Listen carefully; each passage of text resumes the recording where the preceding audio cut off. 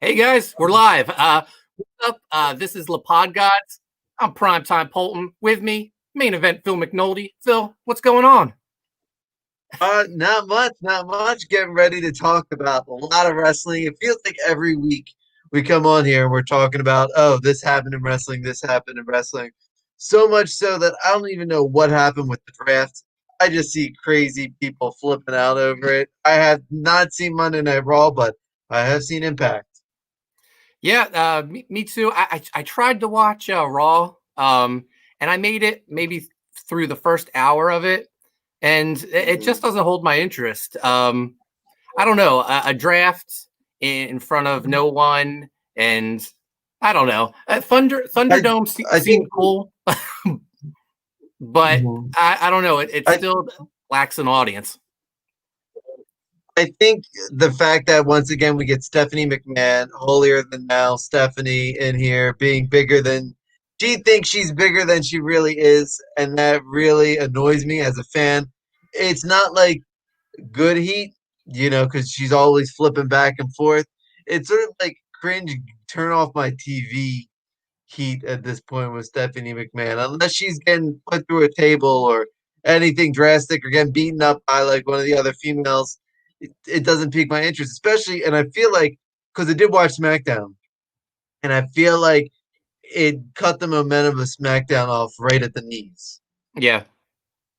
Yeah, Stephanie, I feel like I haven't been interested in her since her and Jericho used to go back and forth, and then she was paired Mhm. up with Jericho for a while.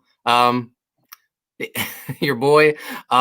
But before we get into any more wrestling talk, this might be the first time anyone's watching us. It's the first time we went live.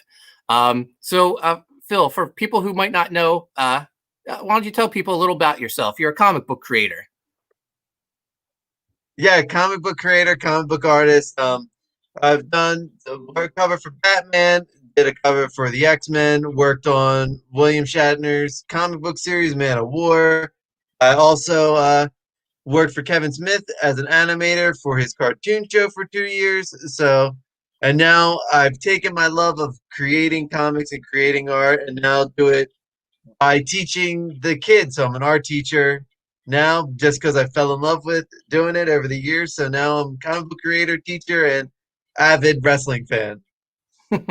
Awesome. And you're working on your own book right now, and I guess as it gets closer to release, we'll start highlighting it. For those that don't know, I'm as well a comic book creator. I've worked for DC Comics, Image Comics. Right now, I'm doing a bunch of my own creator-owned, self-published stuff. Graveyard Shift, Sea Dog, and Codename Kill Switch. Currently, U.S. Assassin, which is on Indiegogo right now. I thought I'd share it with people who are watching before we get into the wrestling talk. So let's see if I can do this. This is for our first time, so we're going to give this a try.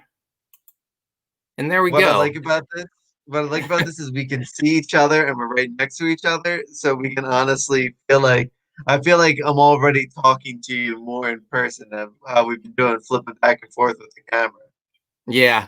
So of uh, Zoom. so this is my current Indiegogo campaign. U.S. Assassin Book 2 Enter Zero Face. There's 20 days left. Um, U.S. Assassin is about a government super agent, Joe Knight.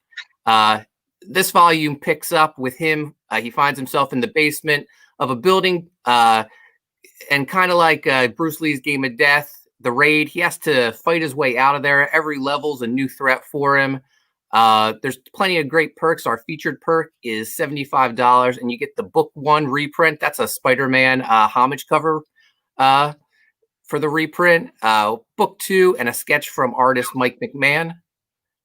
And there's plenty of great things. You can get just a regular book 2 if you already have book 1, or you can get book 1 if you just want to start at the beginning.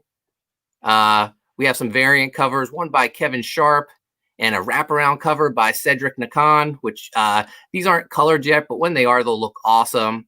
And we got t-shirts, all sorts of goodies for people. I think if you check it out, you'd really enjoy it. It's got those GI Joe vibes, which GI Joe's the gateway comic for me. That's what got me into loving comic books and wanting to make them. Uh, But one of our really cool features rewards is the $200 Foot Locker, and that is it's a collector's box. It has that GI Joe style artwork, and inside the box will be 5 books. There'll be the original volume 1, the reprint volume 1, and then all 3 covers to volume 2. Plus, it'll come with a sketch from Mike, a sketch from me, and trading card, print. Really cool perk. So make sure you check it out. I'll have the link in the description. But enough of the comic book talk. Let's talk Impact Wrestling. So we both watched it. It starts off with some knockout action.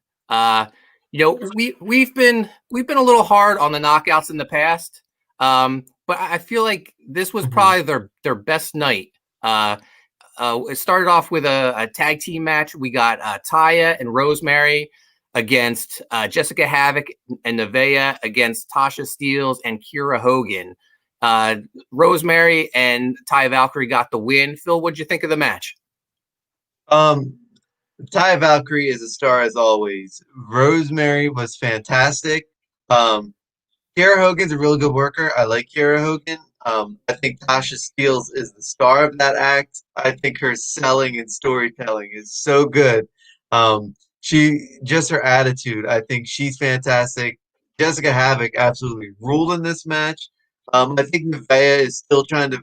I don't know if this is the right pairing for her. I don't know if this is her character. You know what I mean? Because Havoc is so badass and knows who she is and tough and rumble, and she's got the snarl and girl. And you just hear you just see Nevaeh like, oh, maybe I'm serious, maybe I'm not. She's still finding herself, but overall, fantastic match. I actually really enjoyed it. The first 15 minutes of the show. Nevaeh looks too nice to be with Jessica Havoc. Yeah, she looks like one of the moms I've when I would pick up my son from kindergarten. Nevaeh looks like she would fit in with the rest of the parents. But there was one spot I want to know if you noticed it. Taya came off the top rope to the outside onto a group of wrestlers who sort of just parted, and she pancaked right on the mat. I think she called for that spot. I'm just saying, I think she called for it to look that way because she just makes everything so entertaining. And I think she thought this would be a nice little comedy act because it was right before, when things get heated and she pulls out a spot like that, it just reinvigorates you into the match. And I think, especially the match was going about like 12 minutes long, maybe. Yeah. So it was pretty hot to break it up. Yeah, I was looking forward to when she came up to be a little out of it, but she came up smiling, and her and Rosemary got the win. It continues their storyline. We've been building to Bound for Glory since Slammiversary. I've always said I prefer a long, slow build, but I feel like this has been building for quite a while. The whole thing, this whole interaction between these teams is coming because of Rosemary's marriage. Kiera Hogan and Tasha Steelz, they were trying to insert themselves into Rosemary's husband-to-be, Johnny Bravo's wedding planning. Jessica Havoc won't help Rosemary bring back Father James Mitchell. So they've all been fighting. It's going to be settled next week, finally. Jessica Havoc versus Rosemary. If Rosemary wins, Jessica Havoc will help her bring back Father James Mitchell from the dead. It's happening. You called it since day one, since Wrestle House. You called it since she said yes on Wrestle House. So yeah. I'm looking forward to it. So speaking of Wrestle House, we got our cast of characters from Wrestle House in a backstage segment. Fallah Bahh, he's the best man. Oh, actually, yeah, Fallah Bahh's the best man, and he needs money to help Johnny Bravo throw this wedding because Phil, you've never been married, but I have. Very expensive. um, so whenever anyone in Impact needs money, they go to one person. Well, they don't really go to him. They try to steal from him. They try to steal from Hernandez. Hernandez needs to get a bank account. Yeah. Hernandez needs a bank account. He needs to put that money away for safekeeping. Reno Scum wasn't there this week to protect him or help him out. He was taking a shower. Falaba stole the money. Thank God. And it turned him into like almost like Gollum, where the money became his precious. Which I thought was hilarious. Falaba was awesome this week. This was one of the most entertaining segments post Wrestle House in a while, because you not only do you get our boy Johnny Swinger and Crazy Steve still being the young boy. He's like you're just a washed-up act. He's like I forget. He's like, I beat him in the Midwest territories, brother. Johnny Swinger is the man. Crazy Steve picked up the win in this match, which was awesome. It's nice to see Crazy Steve get a win. It's also nice to know that he's legally blind. So he's just cool. He's just a cool story overall. Bob was fantastic in his comedic role. This segment really, the first half hour of the show was so good because we opened up with Moose and Scott D'Amore talking about how Scott D'Amore is like, you're defending a championship that you didn't win, that's non-existent, against the guy who's not on the roster. Yeah, Scott D'Amore. I'll say what I want about him later. He's the worst executive in all of wrestling, even worse than the guy who signed Retribution to contracts. He's just terrible. But Crazy Steve got the win. Fala kept the money though, and he still seems like he's very protective of it. So who knows what's going to happen with Johnny Bravo's wedding? Is he going to be able to pull it off? We'll have to tune in and see. We got another knockouts match after that. Your girl, Smiley Kylie, against Kimberly. Kimberly's seconded to the ring by Impact Women's Champion Deonna Purrazzo. What'd you think of the match? We said, we kind of panned Kimberly when we first got back in there. You had for first time viewers, can you tell everyone what you dubbed her? So when we were watching Slammiversary, I said, "Oh, she looks like Melissa Joan Hart if she was going through hard times, because she's all tatted up." And so from there, she became Melissa Joan Hard Times. But yeah, she's really been impressive the last few weeks. And Kylie Rae is probably my favorite female wrestler on the planet right now. So I really enjoyed the match, and I think we are now, since even last week when Rich Swann got murdered by Eric Young at the rehabilitation center.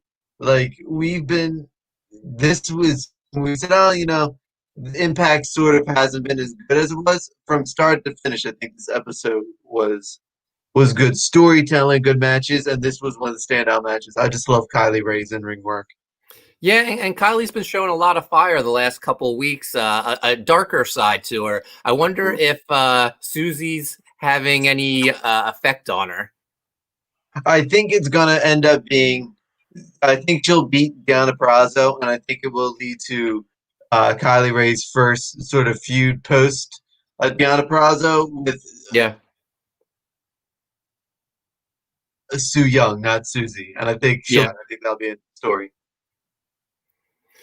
So after this, we got Battle of the Big Men. Doc Gallows against Madman Fulton. Started off wild, and they both got counted out. So then it got turned into a no DQ match. Big LG, Doc Gallows got the win. I kind of expected that.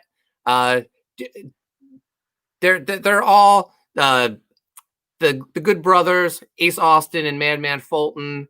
The Motor City Machine Guns in the North, they're all involved in this feud for the tag titles, which the Machine Guns have. They're all four of them are going to Bound for Glory. Who do you see coming out with the titles? Good Brothers.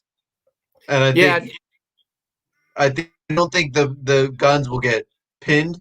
So I think it protects the guns, gets it to the Good Brothers, and then it sets off what we've been wanting to see: the guns versus the Good Brothers. In my speculation. yeah, and I thought had some good. Carl Anderson cut a promo at the beginning of the match, which I thought was really good. Basically, just saying that they're better than everyone, but until they have the gold, they can't really say they're the best. So I liked it. It was fitting, and it made a lot of sense for them wanting to be the champion and them going into the pay-per-view with the title match. Afterwards, we got one of the best segments. EY came out to the ring. He wanted he wanted an update on Rich Swann. He's thinking that Swann's not cleared to wrestle. He for those that missed it last week, they had Dr. Ross Foreman, who's not really a doctor, but he plays one on TV. He was giving an update on Rich Swann, who was doing physical therapy, saying how great he was progressing and rehabbing. And there's someone like cleaning up in the physical therapy center, and he has a bald head. He has a mask on, though. You can't really see. And then he attacks Rich Swann brutally. It's EY, Eric Young, and ends up hitting him with a weight on his injured leg. Really, really beat the crap out of him. I love the Maniac, Eric Young. That was a great segment. So this week he's out there. He thinks the match is going to be canceled, and when it comes to Bound for Glory, he's going to have the night off.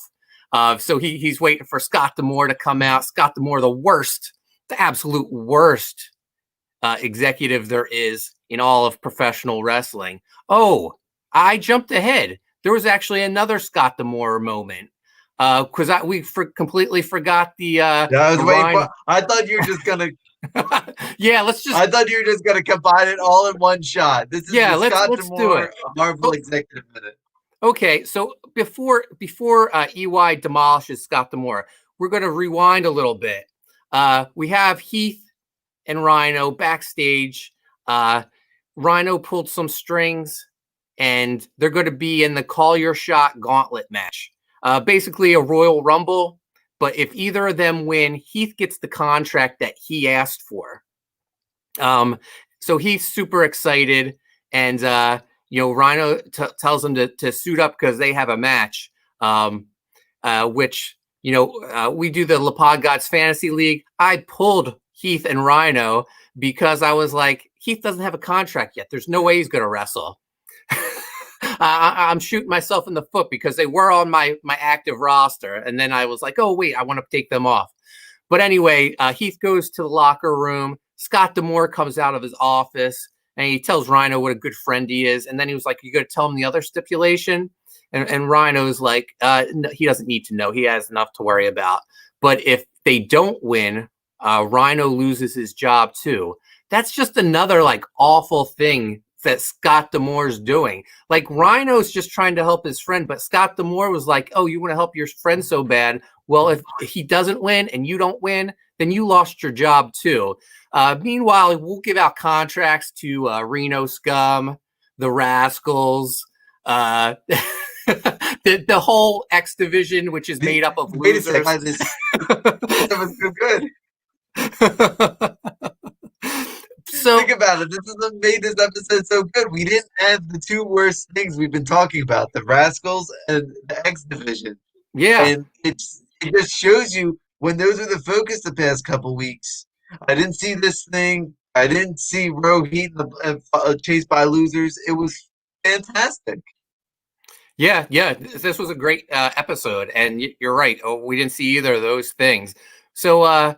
Heath and Rhino, either of them have to win that gauntlet match at Bound for Glory for Heath to get his contract. Meanwhile, they competed in a 10-man tag team to see whichever side wins. They have a shot next week of being like the number 20 draw in the gauntlet match. So it was Heath and Rhino, Hernandez, Alicia Edwards, and There's one more person. Who was it? Let me look it up.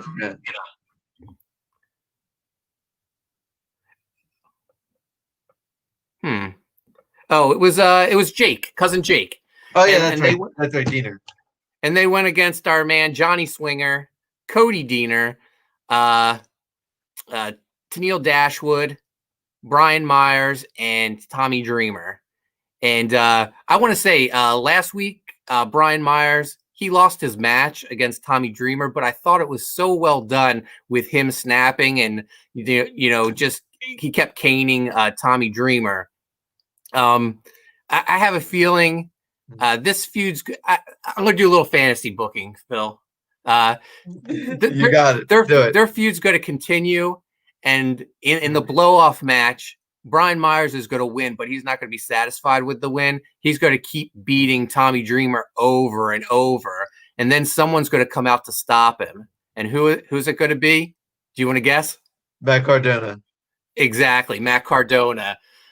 Both signed by Tommy Dreamer to WWE. They both have ties to him. Matt Cardona is not doing anything right now. His AEW contract's over. So I think that would be really cool. And I think it's possible. I really see it happening. I think he'll be better off in Impact. I think one thing that happened with AEW is that AEW has grown their audience to be so niche. Like, we know who their AEW guys are. And it's very hard to bring in someone who wrestles in that WWE style. And someone like Zack Ryder, who's been there since WWECW, like, trained in that mold, it was kind of hard for us to take out. Like, I'm feeling almost that same way with Miro. I'm feeling someone, again, who came up through that system. We're just not taking to them as much as someone like a Cody who was trained by Dusty, for crying out loud. Someone who's gone through that Dusty Road school of wrestling where you can adapt to anything. And I think he'll be so good in Impact. He'll be a star they need. He'll be a name they need. And him and Brian Myers working against each other will be magic. Yeah.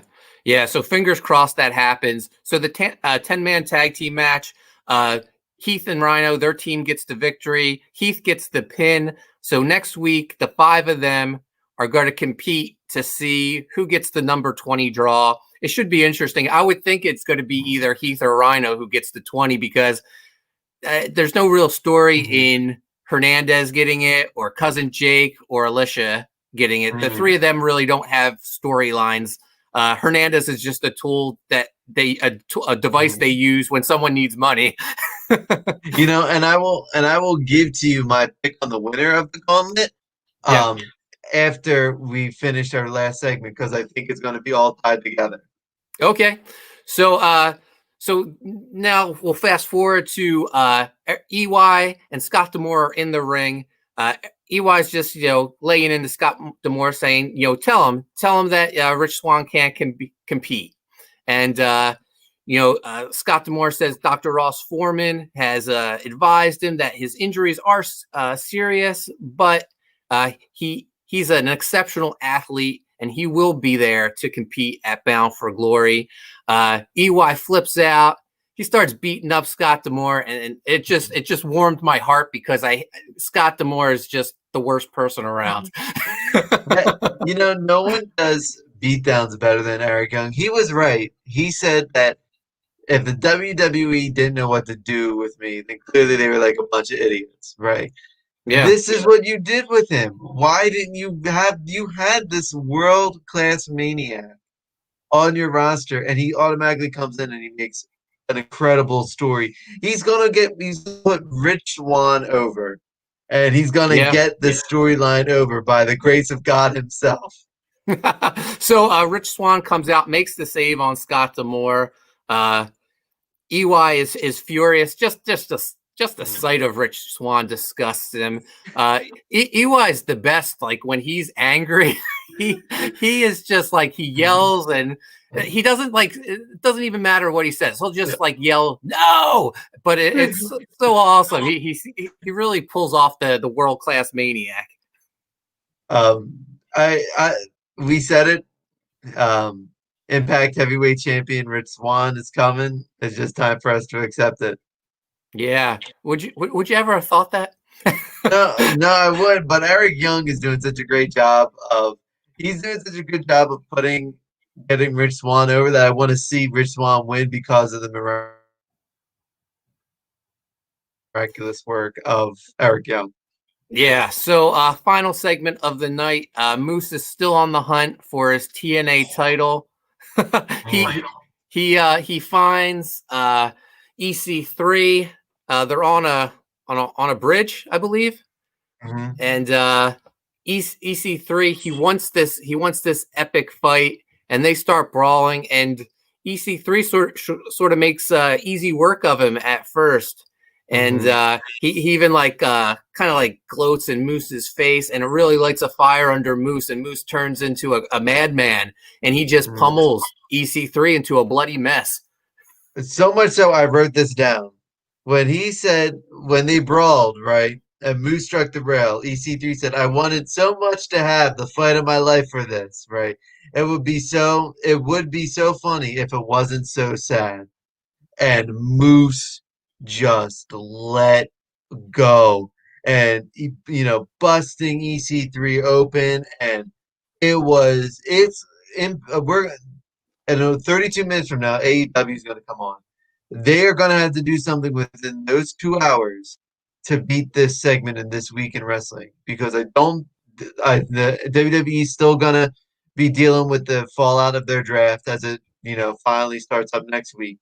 And so SmackDown has to get back rolling. But this was a professional wrestling segment of all professional wrestling segments. I would show this to somebody. Say, if you want to watch professional wrestling, you want to know what a good story is, and you want to know what a good segment is, well, go out of your way and watch this. Moose and EC3 are absolutely dynamite. So good. I give this. I'm already saying it's my segment of the week for wrestling. It was that good. So EC3, besides the quote that you did, he had another great line in there. I don't remember it word for word, but I'll paraphrase it. Basically, Moose, there's nothing original about Moose. He's a copy of every wrestler he ever grew up liking. And I was like, oh, that is so perfect because everything about Moose, like now that he wears the flamboyant robes and Mhm. everything, you can pick out all his different influences. Mhm. Even the Razor Ramon, he wears his elbow pads like Razor. Yeah. Like so you really tell he is straight. And Moose plays it so well. And I think this is what I think Moose you can't put EC3 over Moose because Moose is your guy. He is Mr. Impact Wrestling to me because he can do funny, he can do serious, he can turn it on like that. His in-ring work, that spear he has is so good. He's just done so many wonders for his career since this TNA championship gimmick. And I think the gauntlet, since it has stakes in it and they get the challenge for any championship, I think Heath wins the gauntlet and I think he challenges Moose for the TNA championship to come another thing full circle where he basically cost Heath his job, right? And he said, and it won't be if it weren't for the gauntlet, Heath would have been gone. And this is his chance to take something from Moose. And I think this will be the right person to take the title away from Moose. It would just be fitting that it's a title that doesn't Yeah. exist. Yeah, that would be great. So one last thing. You said Moose is like Mr. Impact. You know why he's Mr. Impact? Because he believes he's Mr. Impact. The Mhm. way he carries himself, not just on TV, but on social media, you can tell he really feels like he's the Mhm. franchise. I love it. I think Yeah. he look and when he in his backstage segments between the chains and the glasses, he's got like a Bluetooth in his ear, like he just oozes shitbag heel, but he's got money, and he's so obsessed with the title. It's so good. Moose is fantastic. I'm so glad to have him on my fantasy team. That he just hasn't wrestled in so long. He's on the bench, so as soon as Bound Yeah. for Glory comes up, he's going right back in that lineup. So that was all for Impact. And I thought another great episode. They do a great job of they use all their players. Everyone is pretty much involved. Everyone has a storyline, and they do these nice little packages to catch you up in case you missed it. Another home run for Impact. Is going to be tough. AEW Dynamite, you better. I mean, all those titles are being defended, but they can probably almost come out all chalk, right? I don't expect any real title to change. Um, so this episode was so good, start to finish. Where there's stakes for balance, you can tell they're building for balance. This is the episode where they're like, all right, we're from here on out, we're going full gear on this pedal because they're just putting together an awesome show, and I'm so excited for next Tuesday to watch Impact Wrestling. That's how good this episode was. Yeah. So do you want to do this again for AEW, and we'll compare. We'll say which show is better. All right, sounds good. All right, man. So where can people find you, Phil? You can find me on at Twitter and Instagram at ManAnimatedPhil. All right, and you guys can follow me on Twitter and Instagram at Coney Waves, and we'll be back either tomorrow or the next day for an AEW recap, guys. Thanks for watching.